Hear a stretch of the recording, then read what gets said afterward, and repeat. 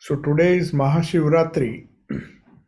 It's a very auspicious day, and in India, Mahashivratri is celebrated. Most of the places, I think, the celebrations have begun because so today is Mahashivratri. So it's a very auspicious day. So we we will be continuing our Vedanta and the science of human resources from where we left. It's almost 15 days. The class was held on the Saturday prior to the last one, and we had discussed different stages in the development of an individual, which leads to the awareness that he is one with the Supreme Self. Now, that was the theoretical background that we discussed. Now, what are the implications? As I told you last time, we discussed about the Bhagavad Gita Sthita Prajna Lakshanas, which were discussed in the second chapter by Sri Krishna. In response to a question, Sri Krishna is giving this answer of how the question was, I agree with whatever you say. This is the approach which one should have when one is practicing Jnana Yoga or Sankhya Yoga, where one has to align oneself with the infinite immortal consciousness, which is never changing. So when one does that, one is able to successfully do that. What qualities or what characteristics does he exhibit, such a person? That was the query, because Arjuna obviously had not attained to that state. And he is asking Krishna, suppose I reach that state where I identify myself fully with that supreme consciousness, unchanging consciousness. That is, as I told you, there are two realities according to Sankhya, Purusha and Prakriti. Prakriti represents the world of change as we perceive it in our day-to-day life, and Purusha, or the unchanging reality, which is the substratum on which this change appears as changing to the individual soul, to the Jivatma. And caught in that, he feels all the dualities of happiness and sorrow, fear and fearlessness. So all the dualities which we see in Prakriti is because we are identifying ourselves more with the Prakriti than the Purusha, which is our real self. Now, assuming that at a certain stage of our sadhana, we manage to reach or align oneself fully, not just touching the Supreme Self, but aligning or identifying the Jivatma fully with the Paramatma or Brahman. In such a case, what happens? Does the relative existence of that Jiva fall away? As they say in yoga, if you reach the highest Nirvikalpa Samadhi, they say the body doesn't last for more than 21 days. Sri Ramakrishna also said that. But prior to that, obviously, when one is on the path and one has not reached that supreme state of samadhi where he is fully identified with the supreme self or the Purusha in the case of Sankhya Yoga, in that case, what are the characteristics that are normally seen in a human being, in a aspirant or in a upasaka or a sadhaka who is trying to do that through spiritual practices, whatever be his path? So as the awareness begins as you may say, very simple or a very rudimentary awareness. Now and then in life, all of us have that awareness. That peaceful state comes in a flash, maybe for some people. It may come due to various reasons. It may come due to a lot of effort, or maybe it may be the result of a lot of effort done in the previous life. That is also not discounted. So, in any case, either you stumble upon it or you acquire it through hard sadhana. Now and then, every one of us, I mean, those who are keen to get that experience, suddenly come across that kind of realization, which does not last. That's the reason why we have to continuously practice it. The awareness of the self grows slowly. In most of the cases, it has to be acquired as a result of constant sadhana. And when once it becomes our own through spiritual practices, then you start exhibiting the different characteristics which were described by Sri Krishna in the second chapter. He says I calls those characteristics Sthita Prajna Lakshana. In the 72 verses, the last, say, 20, more than 20 verses, they describe the behavior. How does he walk? How does he talk? How does he uh, react with other people? These are the characteristics which Sri Krishna tries to explain, giving an idea to Arjuna what would happen if you become a Sthita Prajna. And Arjuna perhaps now has started thinking that when I become, how do I identify as Sthita Prajna? I am obviously, he's thinking that I have not attained to that state, but suppose I come across someone, say Krishna for example, obviously is exhibiting those characteristics because the life of an incarnation or life of a realized person should exhibit these characteristics. And because it's part of the Shruti, of course, Gita is known as Smriti, but since it is based, it's a collection of great ideas of the Upanishads. It is also known as Upanishad, it is also known as Yoga Shastra, as we discussed, it's also known as Brahma Vidya. So, all the benefit or all the uh, ideas of the Upanishads, yoga, the synthetic ideas, you will find all the ideas you will find synthesized in this Bhagavad Gita. So that is why it is an Upanishad, it's a Gita, it's a yoga, as well as it is a Brahma Vidya based on the Upanishads. So naturally, the Sthita Prajna Lakshana, which are described in the second chapter,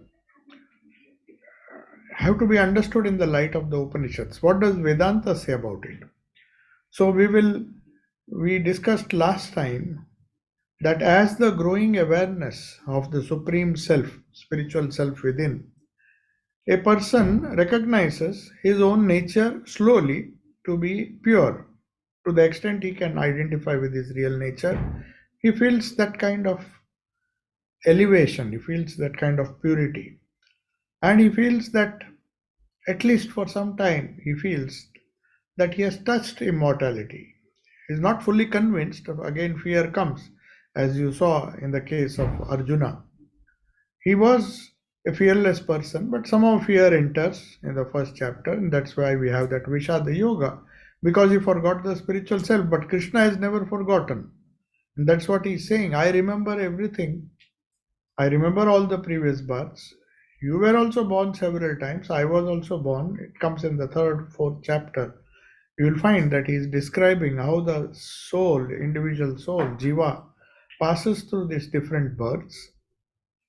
But the person who has realized the self remembers all those. And he knows what his mission in life is, what he is set to achieve, and what he has already achieved. So, as he grows in awareness, the Upanishad says, he recognizes himself as the pure, free, and immortal self. But it's not his own self. Something else happens which changes his behavior towards others.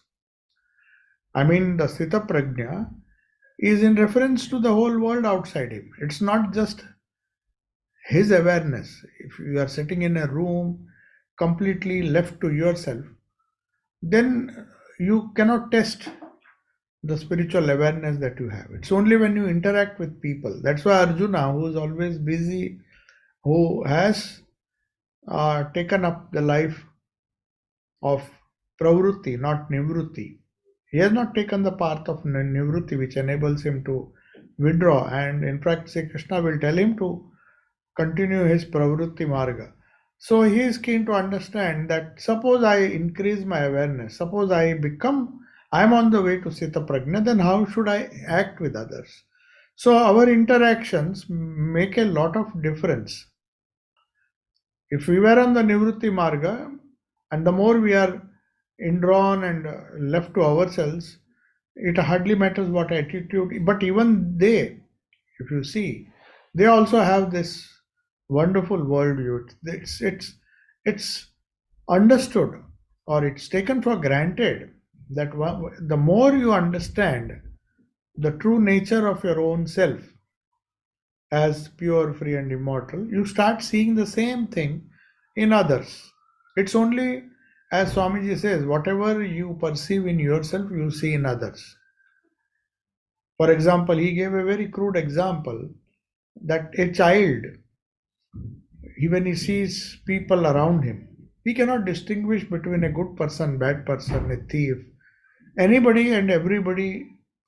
For that child is the same, because maybe like a father or mother, it does not know, it has not been taught, that ego sense has not developed.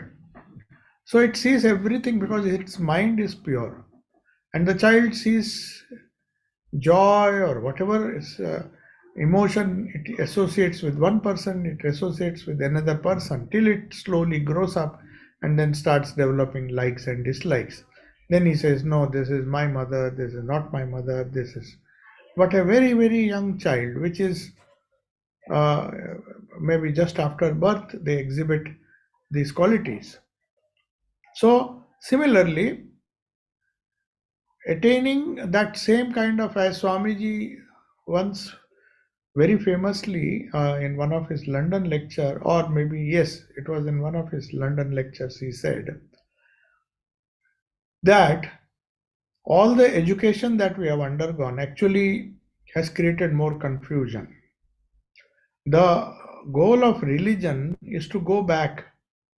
He says when a child is born, it is born with full of pure innocence. And what society does, or what in the name of education and all the other activities, is snatches away. He says it's the world snatches away that innocence from the child, and spiritual practice or spiritual effort is nothing but to regain that innocence or regain that pristine purity. It is as simple as that. Swamiji made it look very simple, but it is very difficult, because we have evolved into something which we are not, and we have to retrace all those steps and go back to that original state of perfection, as he says. So similarly, when a person advances, his awareness increases, say he feels that he is more and more divine, then he says, then he sees, then he has to, as a corollary or as a consequence, see that same divinity in others increasingly. He does not see, as Sri Ramakrishna used to say, he sees the world as a mart of joy. Wherever Sri Ramakrishna went, he just felt joy because there was joy within. If there is sorrow within, we see the reflection of that sorrow, and we imagine that others are also sorrowful. So if we have that, develop that awareness that our real nature is pure, free, and immortal, then we increasingly recognize other jivas as pure, free, and immortal at the same time. So consequently, deals with his fellow beings or the people whom he comes across as divine beings. He sees that tries to see that divinity in others as well, and he gives them due respect and regard, irrespective of their nature. So he deals with his self-interest. He began with self-interest, that is to develop his spirituality, that slowly gets harmonized with his others' self-interest. We can't be living on this planet very exclusive lives.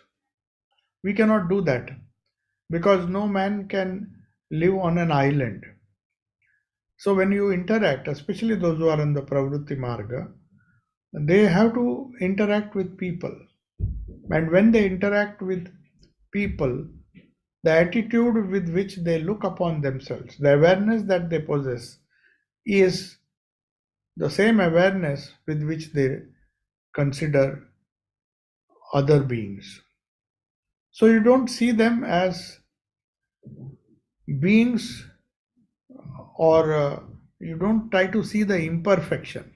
That is what Holy Mother Sharda Devi said. If you want to see, rather see your own faults, don't see the faults of others. It's a very difficult thing, only possible to a person who is a Sthita Prajna himself, or who is having that awareness that he is a pure being. So he cannot see impurity outside of himself because he is pure.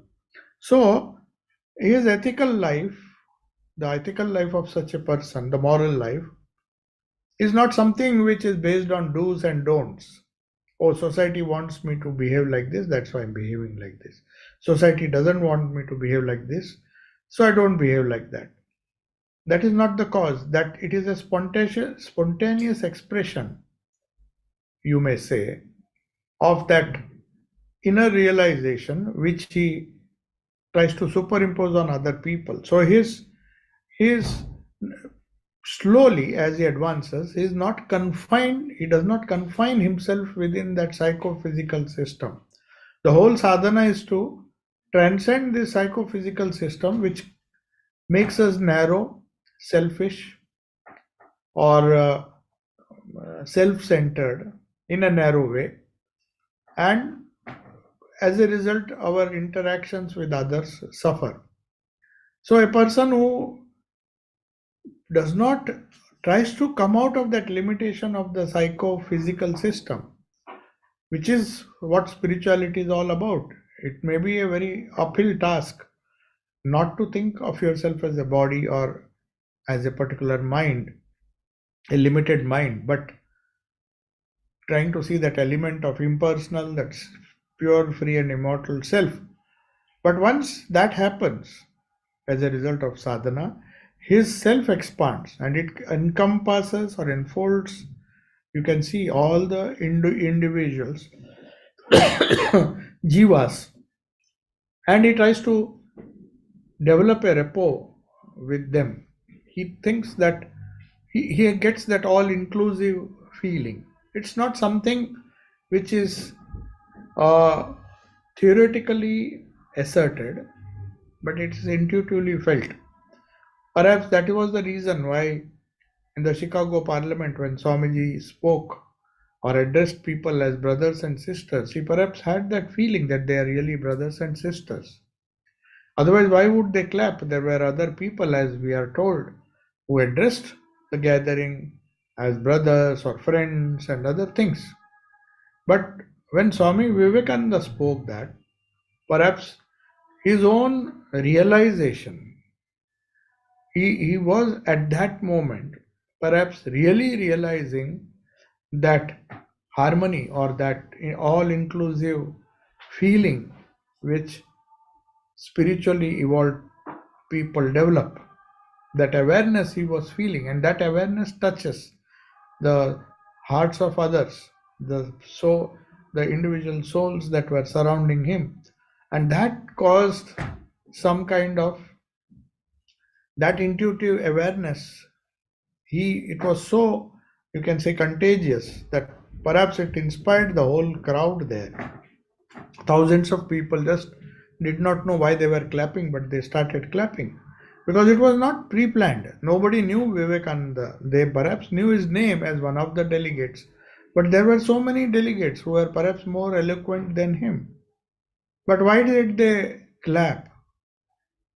Perhaps one of the reason is that at that stage uh, he was elevated. He, by the power of his spirituality, had elevated himself to that plane where he could really feel the others as part of his own self. So that spontaneous love, that spontaneous compassion for one and all, with which he was preoccupied at that time. I remember an incident which Swami Vivekananda, which happened in his life in Mount Abu. Mount Abu is a hill station in Rajasthan. So he had asked his Guru Bhais, his brother disciples, not to follow him. He wanted to walk in solitude. So he left everybody, perhaps in Meerut or Delhi, I think Meerut, and where that was the last time they stayed together, some eight of them, eight direct disciples. Then he said, "No, now leave me alone. I will go by myself." For some strange reason, he separated. He went to Delhi, went to other places, went to Rajasthan, went to Abu. But some of the other disciples, they also went their own way. Some of them went in pairs, some of them went alone. But all of them knew that he is traveling towards Western India. Maybe they also got a hint that he is going towards Dwaraka, the westernmost coastal town, the extreme west of India. They had a hint that that's one of the four Char Dham, they call, the four corners of India, which every pilgrim visits, north, east, south. We have Kanyakumari or Rameshwaram to the south. They say it's a place for Shiva. Then we have Dwaraka in the west. Then we have Puri, Jagannath Puri in the east. And then we have Badrinath in the north. Badri, Kedar and all the Char Dhams which are there. So there are different corners, east, west, north, south, which a pilgrim tries to visit in his lifetime. So they all knew that he would be going towards Dwaraka. So they were following him. And in Rajasthan, on the way to Gujarat, they meet Swamiji. And they had not met him for a long time. So Swami Turiyananda and Brahmananda, they meet him accidentally on Mount Abu station. They were obviously, Swamiji was very pleased to meet them after such a long time, but he had taken a vow that he would be moving alone. So he was about to take leave of them, and on that very meeting, Swami Turiyananji asked him, Hari, his name was Hari Maharaj. So he asked him, "What have you realized?" In the sense, not directly, but he said, from all these experiences which you had after you left us, you might have gone to different places, you wanted to be alone, you wanted to perform sadhana. So what are your experiences? I mean, what have you gained spiritually? Have you realized something more than what our master gave us? They were curious to know. So Swamiji turned to his Guru Bhai, Hari Bhai. His name was Hari Bhai. He said, "Hari Bhai, I don't know what spirituality I have attained, but I can tell you one thing, my heart has become expanded a lot. I feel for everybody." That was the feeling that he was experiencing. What is that spontaneous love and compassion as a result of more and more identification with one's own self? You start seeing that same self in others. So, without any distinction, a sudden urge to do good to others. Otherwise, he would have, the first time he met some Thakur, and after a few visits, his main idea was to remain in samadhi for a long time. He never bothered about compassion, serving other beings, and doing good to the world. These things, according to him, were distractions. But that same Swami Vivekananda, after so many years, after his passing away of his master, after wandering, he says, I don't know what I have gained after this, but my heart has expanded. I have started to feel. I feel intensely. Whom was he feeling for? What was he feeling? Whether it was the poverty of the nation, or what was it the that the spirituality of the nation was not being uh, was being neglected. Perhaps that was the feeling that was uppermost in his mind. The same thing we see he was experiencing when he met Haridas Viharidas Desai and Shankar Pandurang Pandit in Porbandar. He also, there are some conversations where, though he was very keen to learn the Vedas, because he was a great Vedic scholar, Shankar Pandurang Pandit in Porbandar, but he learned grammar when he was in Jaipur. All those things were there. But we'll find Swamiji is giving a hint that he says, I don't know what I have gained, how much of sadhana I have done, how much of intellectual reading I have done, but my heart has expanded. That is what he felt at that time. So, the spontaneous love and compassion for one and all is a result of that growing awareness of the spiritual self. For a person who realizes or recognizes his true nature as pure, free, and immortal. That is one of the benefits or one of the outer signs which are expressed in a beautiful way by Sri Krishna in the second chapter of the Bhagavad Gita. So we see the basis of this universal love. Universal love is not something which comes so easily. We may talk of universal love, but to feel it in the heart, to really experience it, even to love people around you, it requires a tremendous effort. So Ishopanishad in Vedanta, this is as far as the Gita was concerned. We discussed the Sthita Prajna Lakshana, but in Ishopanishad, verse number 6 speaks about this particular feeling. In the first two verses, Ishavasyam idam sarvam yat kincha jagatyam jagat, and all those things we saw in the previous class. But in the sixth verse, this idea is expressed.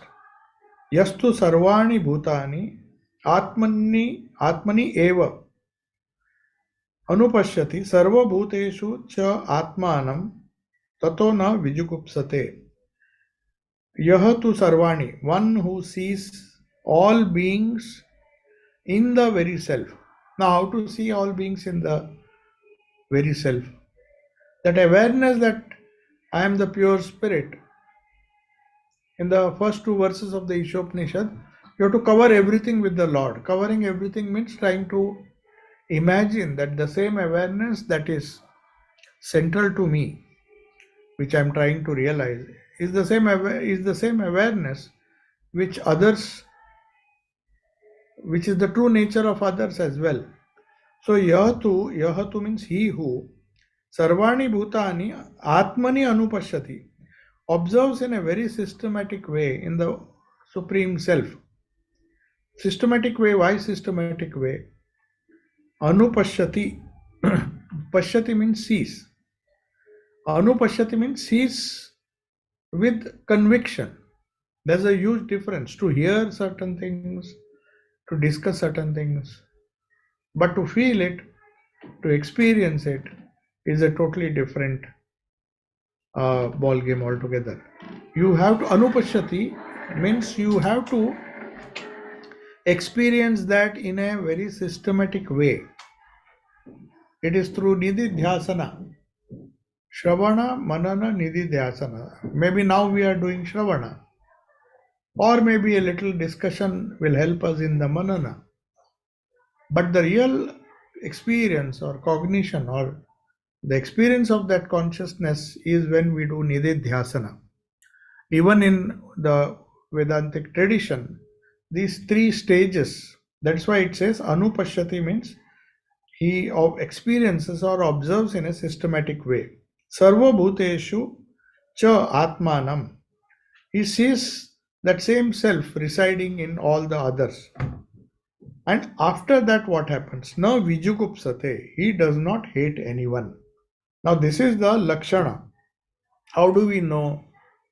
The very fact that he doesn't hate anyone is the consequence of trying to see the all beings in one's own self and the self in all other beings. Atmani eva. So this is verse number 6 of the Upanishad. Same verse, if you see in the 13th chapter, there are two verses, 28 and 29. Gita also just is a repetition of this idea, but in a different way. But it conveys the same idea. Samam sarveshu bhuteshu tishtantam parameshwaram vinashyati vinashyatsu avinashyantam. Vinash means that which is, I'll explain that. Avinashyantam yapashyati sapashyati. So 28th verse of the 13th chapter of the Gita says, there are two ways. One, to see that same supreme self in all other beings, and see all other beings in your own self as reflections of that same Atman. That is one way. The second is that samam sarveshu bhuteshu tishtantam parameshwaram. That Parameshwara.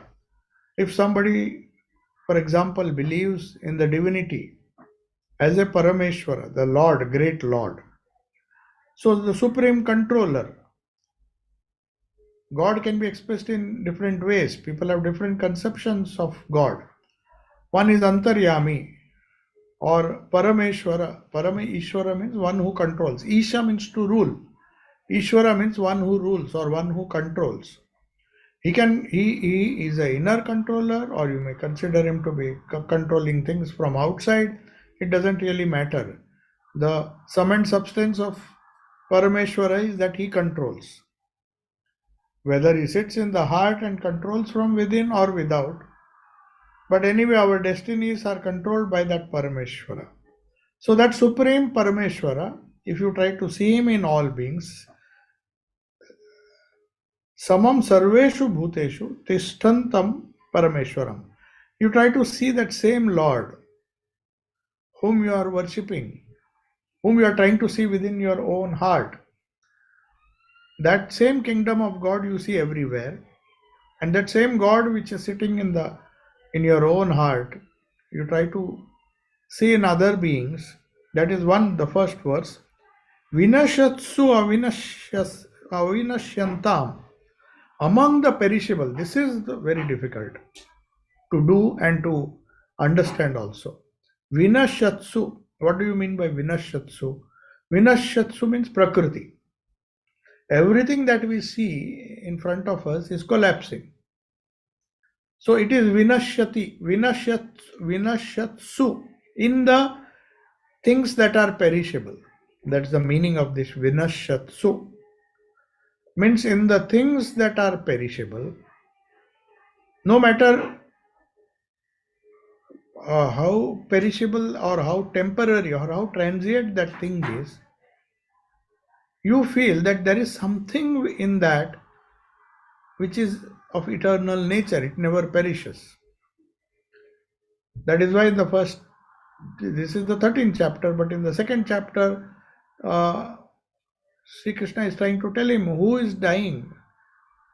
The perishable body is dying, the psychophysical system is dying, but the imperishable is not dying. Imperishable always remains.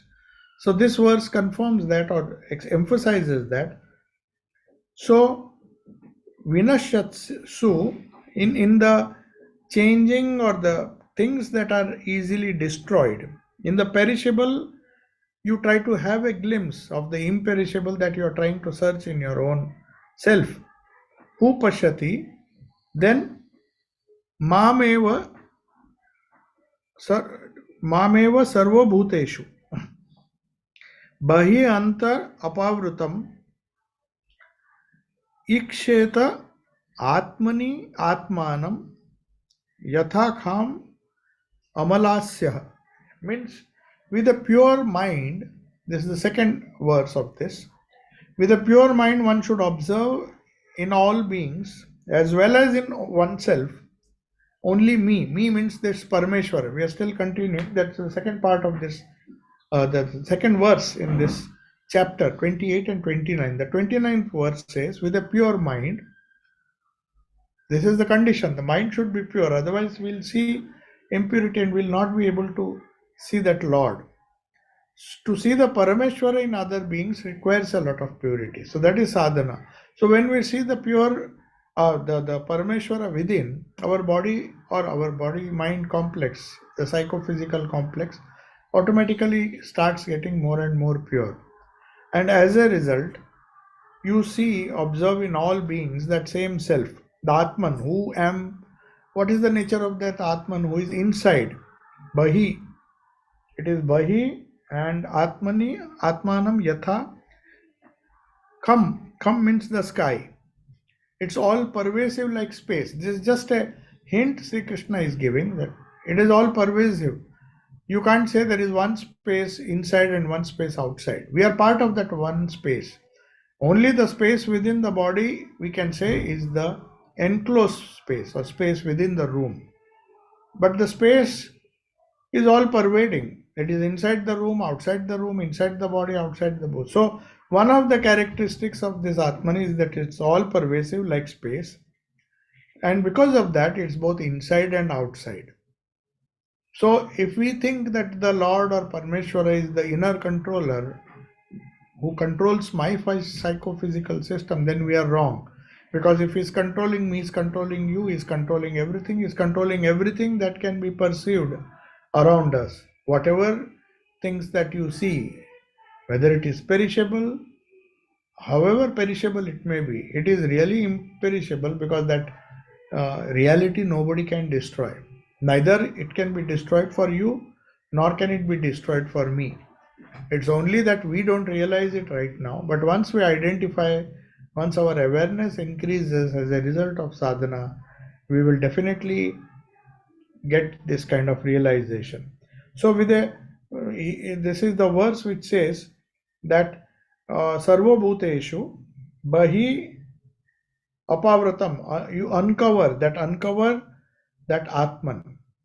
We have covered it and we divide, as Sri Ramakrishna used to say that God laughs 3 times. One of the times is when a brother says, this is my space, this is my wall, and this land is mine, that is yours. So we divide, we create compartments. So, but a realized soul is borderless. He considers that supreme self, but of course for that awareness that supreme self is within me. So if it is within me, is without also, is all pervasive like space. To emphasize this idea, this verse describes reality in another way and its impact on our behavior, how we deal with other beings in this world. Whether we believe in the 13th chapter, Parameshwara is referred. So you can consider that God as the inner controller, or you can just think he is the impersonal God, the pure Brahman, pure consciousness, pure awareness. In whichever way you consider that Lord, he has to be eternal. That's why we call him Parameshwara, one who controls everything. Human beings can control some things. Big emperors can control bigger things, larger things, more things. But there is a limit. Whereas the very fact that we give the infinite control of the whole universe, the whole creation, he becomes the Parameshwara. Parameshwara means Ishvara means one who rules. But because we might make a mistake that Ishvara is the Lord of this universe or the Lord of this earth, That's why we call, he's not just like an emperor, he's the Parama Ishvara, means the supreme ruler. He's not any ordinary ruler or even a great ruler. He is the ruler of all the rulers, or he is the greatest ruler, or Parameshwara. There cannot be a greater controller than him. So that's the idea. Then there is a verse from the Uddhava Gita which we will consider now. This Uddhava Gita verse tries to combine all these different ideas. You see, the idea is same. One talks of this awareness as pure awareness, inside, outside, controlling inside, controlling outside, as vast as space. These are different ways to describe the infinite, the immortal, the pure self. Because Upanishads, the goal of the Upanishads, goal of Vedanta is to somehow focus your mind this way or that way, to again go back to that central theme, the science of Brahman or the science of reality. Brahman is the topic of all the Upanishads. The way they describe it, or way they try to describe it, or the approaches they use to reach that goal may be different, but the goal is the same. We'll see that. Uddhava, Sri Krishna addresses his disciple, O Uddhava, iti sarvani bhutani mad bhavena mahadyute pukkase stena brahmanye brahmanyarke spulingake akrure krurake chaiva samadrik pandito matah. It's a big verse from the Uddhava Gita, which is part of the Srimad Bhagavatam, which is also a book on Vedanta, the essence of Vedanta in a very devotional way it has been expressed. People think Bhagavata is just the exploits of Sri Krishna. Through the stories and the beautiful devotional scripture of Srimad Bhagavatam, a lot of Vedanta is explained. That is the way for people who approach religion with a simple mind of a devotee, simple, humble devotee of Sri Krishna. When he reads the Bhagavata, for him this is a text full of devotion, full of exploits of the Lord. But it's not so. We remember that famous incident where Swami Turyananji once was asked, because he was teaching Bhagavata in Banaras to the monks. So there were some monks who believed that Bhagavata is a text for simple devotees, not for me. I am happy with the Upanishads. So he was trying to explain, and he was discussing the flights of Vedanta, when somebody asked a doubt whether this Bhagavata will really help us in the path of Jnana. Then Turyanji seems to have been terribly upset on this person, this brahmachari or person who was attending the class. He said, then what have you listened all these days? What have you understand? Perhaps I am not able to explain to you properly, but if you think that this Bhagavata is a text, or Bhagavata does not give you full knowledge, jnana, then all your study of Bhagavata is useless. He in a very, very irritating way says, after all this study, you think there's no jnana in this. If anybody says that, then his studying of Bhagavata is useless. So, Uddhava Gita is that portion. Now and then in Bhagavata, along with the stories, you'll find some great knowledge given through different characters. No doubt there are many stories which will be a joy for devotees. But then, now and then Sri Krishna, through chapters like this Uddhava Gita, which is part of the Bhagavatam, Sri Krishna addresses his disciple, and he is saying that he is a sage, he is a realized person who takes his stand on pure knowledge. You see, Sri Krishna is telling Uddhava. And thus regards and honors all beings as myself, and has the same attitude towards a scavenger as to a Brahmana, towards a thief as to a supporter of Brahmanas, towards a spark of fire as to the sun, towards a ruffian as to a kind man. So he has taken extremes. He says only when you take your stand on this pure knowledge which enables you to consider everyone to be the same, only then you uh, will be considered as a sage. And then he continues ideas of rivalry, jealousy, pity, and ego readily leave a man who always thinks of me in all men. How one can recognize such a person? So first thing is he will lose all rivalry. The personal presence of such a man who is meditating upon this, he spardha, the word used spardha, spardha, then asuya, envy of superiors, tiraskara, that is abuse. Tiraskara means just belittling others. Along with ahankara, false ego, they disappear. Viyanti, he, in that person. So ideas of rivalry, this is the from the Uddhav Gita again. So Sri Krishna is telling that if these things go, the idea of rivalry, the idea of jealousy, the idea of pity, even the ego that assails us, they readily leave a man. That means when he does sadhana, these things become less and less important. Who thinks of me in all men, in all beings.